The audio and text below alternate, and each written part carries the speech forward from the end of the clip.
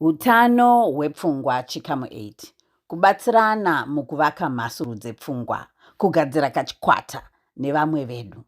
Makadinwe hama, ndinoitwa Coach Fran, ndiri mbuya, ndiri amai, ndiri muzvare Mandeya, ndiri maichuma, ndiri chipangamazano kansela uye coach wehutano hwepfungwa. Ndinoshanda nemadzimai kuti wakwanise kutasana nematambudziko eupenyu, wagokunda, wagare upenyu hunovafadza chero zvakaoma sei. Kune vanoda kuziva kuti zvinogoneka sei, ngatibatanei neMothers United. Kune vanoda kuziva nezvinodhaka, ngatibatanei nemubatira pamwe. Mothers United iri kubatira pamwe nemubatira pamwe. Svondo rino tinoda kukurukura nyaya yekubatsirana pakuvaka mhasuru dzepfungwa. Kuvaka mhasuru dzepfungwa kunoda tichipinda mundima mazuva ose. Zviito zvatakapangana muchikamu 6 totevedzera izvozvo. Vanhu vanobudirira vanowanzoteedzera tsika yekuita basa iri vari vese. Saka zvinenge zvichida kuti tigadzire kachikwata nevamwe vedu vatinowira navo, vanotibatsira nekutikurudzira kuti tiite ndima yedu kwezuva iroro.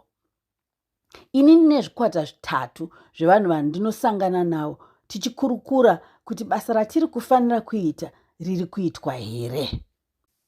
Imi munogona kunge muri 2 mukachikwata ikaka kana kusvika 5. Mukawandisa nguva inozorebesa pakugoverana, asi zviri kwamuri kudarika 5 chero muchizogona kuteedza nguva. Mitemo yekutevedzera mukuumba kachikwata ndeiyi: munovimbana, chekutanga.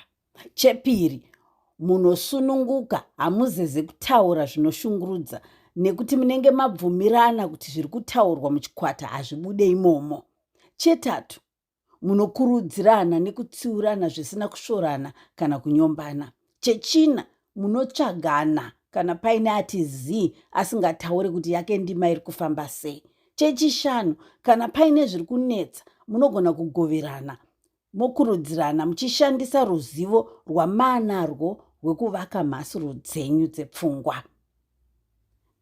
Kana muchinge mapererwa, utano hwenyu husina kuita zvakanaka, mhasuru dzisati dzajairana nedambudziko ramasangana naro, kurumidzai kusimudza ruoko kuti mubatsirwe nenyanzvi dzakafunda zveutano hwepfungwa dziri pedyo nemi. Ndinotenda uye ndinoti pindai mundima. Gadzirai zvikwata nevanhu vanokuvakai kuti mubudirire muutano hwepfungwa. Kuwanda houya nai, Mwari vakuitirei zvakanaka. Tinosangana muchikamu 9 svondo rinouya.